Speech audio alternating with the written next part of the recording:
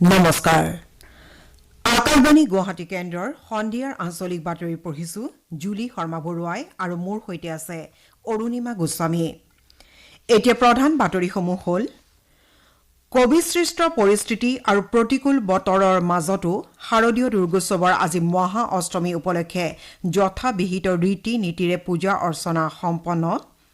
কৰদাতাসকলৰ সুবিধাৰ বাবে আয়কৰ ৰিটাৰ্ণ দাখিলৰ সময়সীমা চলিত বছৰৰ ৩১ ডিচেম্বৰলৈ বৃদ্ধি প্ৰধানমন্ত্ৰী নৰেন্দ্ৰ মোদীৰ কাইলৈ আকাশবাণীযোগে মন কী বাত অনুষ্ঠানৰ দ্বিতীয় সংস্কৰণৰ ১৭ সংখ্যক খণ্ডত জনসাধাৰণৰ আগত নিজৰ মনৰ ভাৱ প্ৰকাশ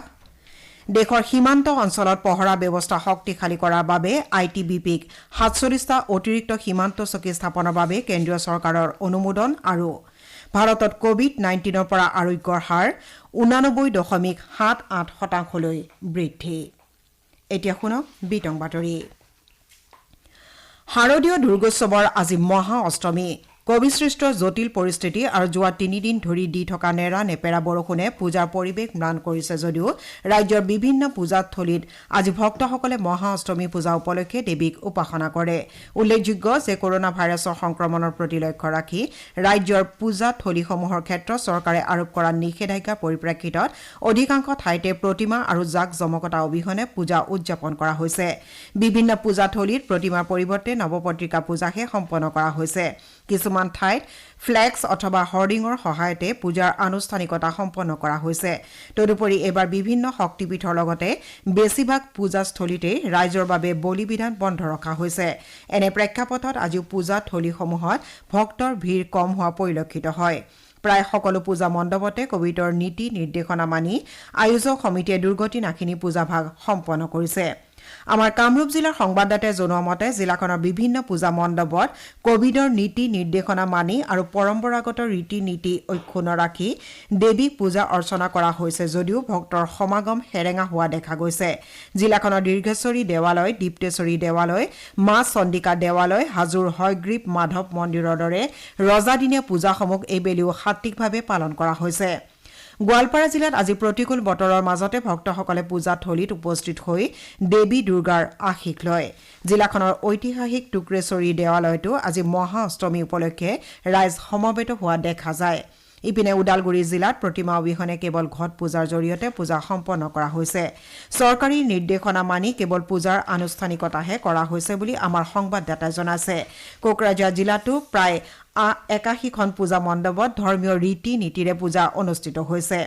নলবাৰী জিলাৰ বিভিন্ন পূজাথলীত যথাবিহিত ৰীতি নীতিৰে মহিষমৰ্দিনীৰ পূজা কৰা হৈছে জিলাখনৰ ৫২০ বছৰীয়া বৰনদী দুৰ্গা পূজা সমিতিয়ে এইবাৰ পূজা উপলক্ষে ভক্তসকলৰ মাজত মাস্ক বিতৰণ কৰিছে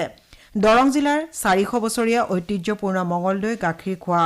ৰজা হাউলিত কোভিড-19ৰ নীতি নিৰ্দেশনা মানি শাৰদীয় দুৰ্গা পূজা কৰা হৈছে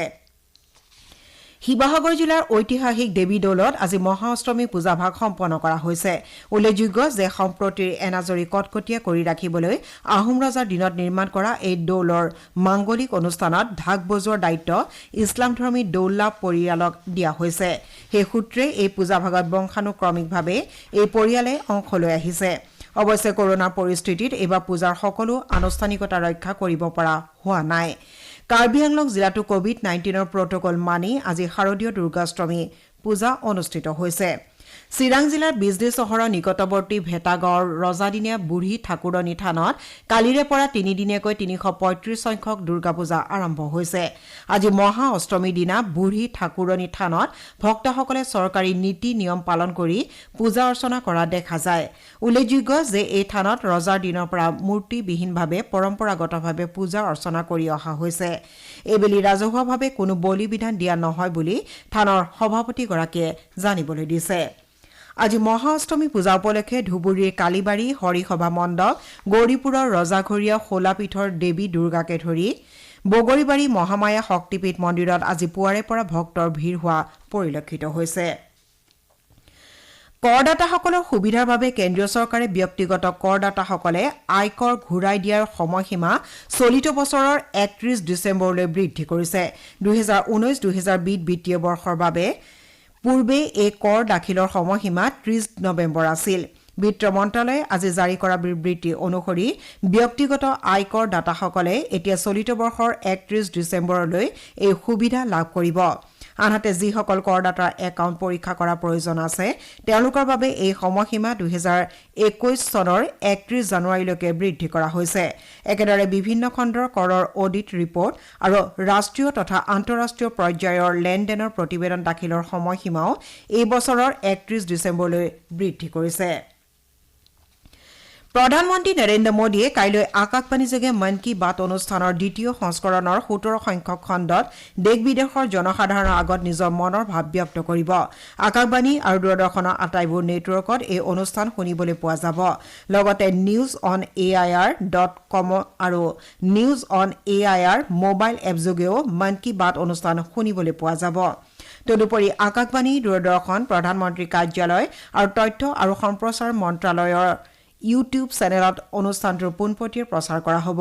আকাশবাণীৰ প্ৰধানমন্ত্ৰী অনুষ্ঠানৰ পাছতেই বিভিন্ন আঞ্চলিক ভাষাত অনুষ্ঠানটি প্ৰচাৰ কৰিব নিশা ৮ বজাত মন কী বাতৰ আঞ্চলিক ভাষালৈ কৰা ৰূপান্তৰ পুনৰ প্ৰচাৰ কৰা হ'ব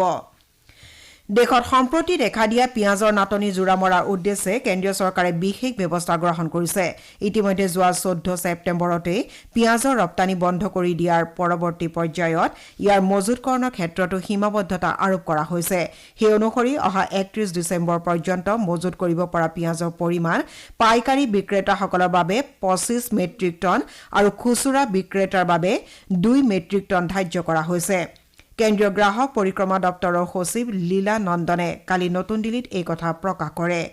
জৰুৰী প্ৰয়োজনৰ বাবে মজুত ৰখা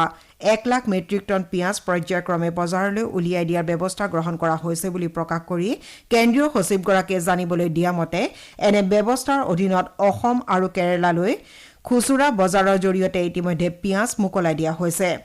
কেন্দ্ৰীয় খাদ্য দপ্তৰৰ সচিব সুধাংশু পাণ্ডেই জানিবলৈ দিয়া মতে অতিৰিক্ত প্ৰায় ৩৭ লাখ মেট্ৰিক টন পৰিমাণৰ খাৰিফ শস্য অতি শীঘ্ৰেই পাইকাৰী বজাৰলৈ আহিব বুলি আশা কৰা হৈছে ইয়াৰ জৰিয়তে পিয়াজৰ যোগানৰ পৰিমাণো বৃদ্ধি পাব বুলি তেওঁ আশা প্ৰকাশ কৰে আনহাতে ক'লা বজাৰত পিয়াজৰ বিক্ৰী ৰোধ কৰাৰ বাবে ১৯৮০ চনৰ ক'লা বজাৰ প্ৰতিৰোধ আৰু অত্যাৱশ্যকীয় সামগ্ৰী যোগান নিশ্চিতকৰণ আইনৰ অধীনত ব্যৱস্থা গ্ৰহণ কৰা হ'ব বুলি গ্ৰাহক পৰিক্ৰমা দপ্তৰৰ সচিব লীলা নন্দনে জানিবলৈ দিয়ে উল্লেখযোগ্য যে দেশৰ আন বিভিন্ন ৰাজ্যৰ লগতে অসমতো সম্প্ৰতি পিয়াজৰ চৰা দামে গ্ৰাহকৰ মাজত সমস্যাৰ সৃষ্টি কৰিছে প্ৰধানমন্ত্ৰী নৰেন্দ্ৰ মোদীয়ে কোভিড-১৯ৰ বিৰুদ্ধে যুঁজত জয়ী হোৱাৰ বাবে অৱলম্বন কৰিবলগীয়া সঠিক আচৰণ সন্দৰ্ভত আৰম্ভ কৰা জন আন্দোলনৰ অংশ হিচাপে আকাশবাণী গুৱাহাটীৰ আঞ্চলিক বাতৰি বিভাগে ব্যাপক সজাগতা অভিযান অব্যাহত ৰাখিছে এই অভিযানত ৰাজ্যখনৰ বিভিন্ন ক্ষেত্ৰৰ জনপ্ৰিয় ব্যক্তিসকলে অংশ লৈ জনসাধাৰণক কৰোনাৰ বিৰুদ্ধে অৱলম্বন কৰিবলগীয়া সাৱধানতা সম্পৰ্কে অৱগত কৰি আহিছে উৎসৱ বা পূজাৰ সময়ছোৱাত জনসাধাৰণক অত্যন্ত সতৰ্কতা অৱলম্বন কৰাৰ লগতে চৰকাৰী নীতি নিৰ্দেশনা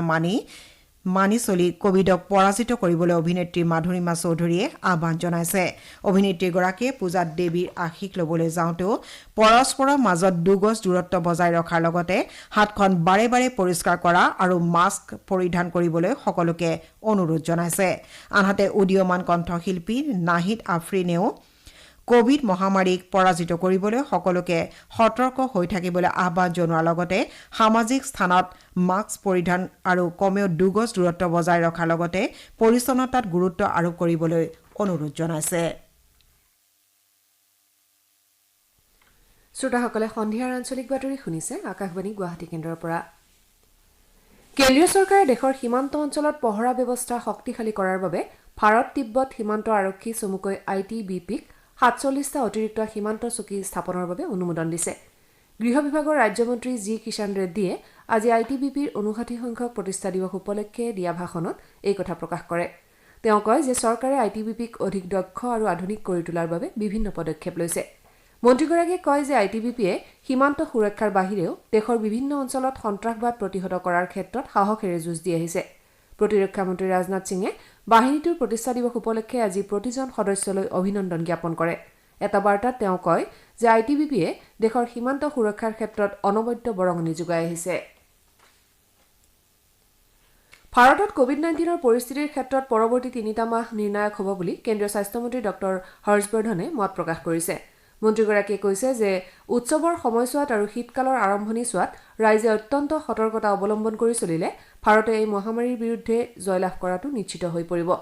ইফালে দেশত ৭০ লাখৰো অধিক লোক এই ৰোগৰ পৰা সুস্থ হৈ উঠিছে। যোৱা ২৪ ঘণ্টাত ৬৭,০০০ৰো অধিক লোকে আৰোগ্য লাভ কৰে। কেন্দ্ৰীয় স্বাস্থ্য মন্ত্ৰালয়ে প্ৰকাশ কৰা মতে মহাৰাষ্ট্ৰ, কৰ্ণাটককে ধৰি 10খন ৰাজ্যত আৰোগ্যৰ হাৰ সৰ্বাধিক।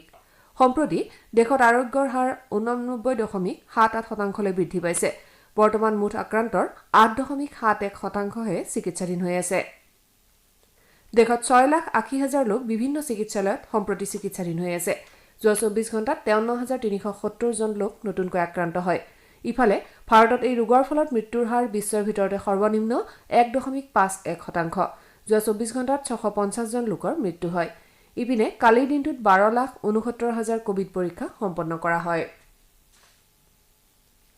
বিহাৰ বিধানসভাৰ 71টা সমষ্টিৰ বাবে অহা 28 অক্টোবৰত অনুষ্ঠিত হ'বলগীয়া নিৰ্বাচনৰ প্ৰচাৰ অভিযান তীব্ৰতৰ হৈ উঠিছে।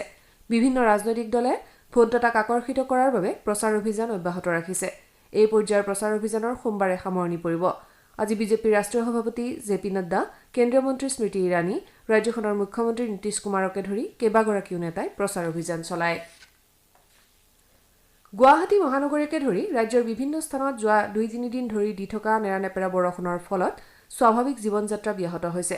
বৰষুণৰ ফলত কেইবাখনো জিলা ক্ষতিগ্ৰস্ত হোৱা বুলি জানিব পৰা গৈছে।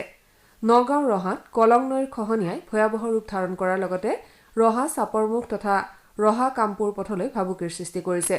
অৰুণাচল আৰু ধেমাজি জিলাত ধাৰাসাৰ বৰষুণ দি থকাৰ ফলত ধেমাজি জিলা বানৰ কবলত পৰিছে। বৰষুণৰ ফলত ব্ৰহ্মপুত্ৰ, চিয়াং, গাই, চিমেণ্ট, সোৱণশিৰি আৰু জীয়াঢল নৈৰ পানী বৃদ্ধি পাইছে। জীয়াঢলৰ বাঢ়নী পানীয়ে ইতিমধ্যে পশ্চিম ধেমাজিৰ 10খন গাঁও বুৰাই পেলাইছে। ইফালে ভাৰতীয় বতৰ বিজ্ঞান কেন্দ্ৰই জনোৱা মতে বাংলাদেশৰ মূল ভূখণ্ড আৰু নিকটৱৰ্তী অঞ্চলত সৃষ্টি হোৱা নিম্নচাপৰ ফলত উত্তৰ পূৰ্বাঞ্চলত অহা 24 ঘণ্টাত ধাৰাসাৰ বৰষুণ হোৱাৰ সম্ভাৱনা আছে। তদুপৰি উত্তৰ বংগ আৰু ইয়াৰ নিকটৱৰ্তী অঞ্চলত অহা 24 ঘণ্টাত 40-50 কিলোমিটাৰ বেগত বতাহ বলাৰ সম্ভাৱনা আছে। আনহাতে যোৱা 3 দিন ধৰি হৈ থকা নেৰানেপেৰা বৰষুণৰ ফলত কাৰ্বি আংলং জিলাৰ বৈঠালাংছুত বৰপানী নদীৰ জলপৃষ্ঠ বৃদ্ধি পাইছে। বাঢ়নী পানীয়ে কেইবাটাও অঞ্চল প্লাবিত কৰাৰ লগতে বৈঠালাংছু বৰচালি পথ, উমৰো লংৰে পথ আৰু বৈঠালাংছু হাক্ৰাম লংজাম পথ বুৰাই পেলাইছে। শোণিতপুৰ জিলা আৰক্ষীয়ে অভিযান চলাই জিলাখনৰ লগতে নগাঁও জিলাৰ চুলুং অঞ্চলৰ পৰা 13 জন নিচাযুক্ত দ্ৰব্যৰ সৰবৰাহকাৰীক গ্ৰেপ্তাৰ কৰিছে। তেওঁলোকৰ পৰা নিচাযুক্ত দ্ৰব্যৰ কেইবাটাও টেমা, চিৰিঞ্জ আৰু মোবাইল ফোনো জব্দ কৰা হৈছে। পশ্চিমবংগৰ কোচবিহাৰ, ধুবুৰী, দক্ষিণ শালমাৰাৰ সীমান্ত অঞ্চলত যোৱা নিশা সীমান্ত সুৰক্ষা বাহিনীয়ে অভিযান চলাই জাহাংগীৰ আলম নামৰ এটা পশুধন সৰবৰাহকাৰীক আটক কৰাৰ লগতে 34টাকৈ পশুধন জব্দ কৰিছে। সৰবৰাহকাৰীটো বাংলাদেশৰ লালমুনিৰ হাটৰ বুলি জানিব পৰা গৈছে। IPL ক্ৰিকেট প্ৰতিযোগিতাৰ আজিৰ প্ৰথমখন খেলত কলকাতা নাইট ৰাইডাৰ্ছে দিল্লী কেপিটেলছক জয়ৰ বাবে 195 ৰানৰ লক্ষ্য স্থিৰ কৰি দিছে। কলকাতাই প্ৰথমে বেট ধৰি 6টা উইকেট হেৰুৱাই 194 ৰান সংগ্ৰহ কৰে। দলৰ হৈ নীতিশ ৰাণাই সৰ্বাধিক 81 ৰান সংগ্ৰহ কৰে। এই বাতৰি যুগুতোৱাৰ সময়লৈকে দিল্লী কেপিটেলছে 16 অভাৰত 7টা উইকেটৰ বিনিময়ত 112 ৰান সংগ্ৰহ কৰিছে। আনহাতে নিশা 7:30 বজাত ডুবাইত অনুষ্ঠিত হ'বলগীয়া আনখন খেলত কিংছ 11 পাঞ্জাবে ছানৰাইজাৰ্ছ হায়দৰাবাদৰ বিৰুদ্ধে খেলিব। আকাশবাণী গুৱাহাটী কেন্দ্ৰৰ আঞ্চলিক বাতৰি বিভাগৰ আজি নিশা 8 বজাত দৃষ্টিপাত অনুষ্ঠানত দিব্যাংগসকলৰ কল্যাণ সন্দৰ্ভত আলোচনা অনুষ্ঠিত হ'ব। এই অনুষ্ঠানত সমাজ কল্যাণ বিভাগৰ সচিব আৰু অসম অভিযানৰ ৰাজ্যিক প্ৰকল্প সঞ্চালক পাৰ্থপ্ৰতিম মজুমদাৰ, দিব্যাংগসকলৰ আয়ুক্ত দেৱেশ্বৰ বৰা আৰু সমাজ কল্যাণ বিভাগৰ অতিৰিক্ত সঞ্চালক মধুসূদন নাথ সমল ব্যক্তি হিচাপে উপস্থিত থাকিব। ৰঙিয়া চহৰ নিবাসী জয়ন্তীপুৰ বুনিয়াদী বিদ্যালয়ৰ অৱসৰপ্ৰাপ্ত শিক্ষক প্ৰবীণ দাসৰ আজি হৃদৰোগত আক্ৰান্ত হৈ মৃত্যু হয়। মৃত্যুৰ সময়ত তেওঁৰ বয়স আছিল 82 বছৰ। শেষত প্ৰধান বাতৰি কেইটামান পুনৰ এবাৰ। কোভিডসৃষ্ট পৰিস্থিতি আৰু প্ৰতিকূল বতৰৰ মাজতো শাৰদীয় দুৰ্গোৎসৱৰ আজি মহাষ্টমী উপলক্ষে যথাবিহিত ৰীতি নীতিৰে পূজা অৰ্চনা সম্পন্ন। কৰদাতাসকলৰ সুবিধাৰ বাবে আয়কৰ ৰিটাৰ্ণ দাখিলৰ সময়সীমা চলিত বছৰৰ 31 ডিচেম্বৰলৈ বৃদ্ধি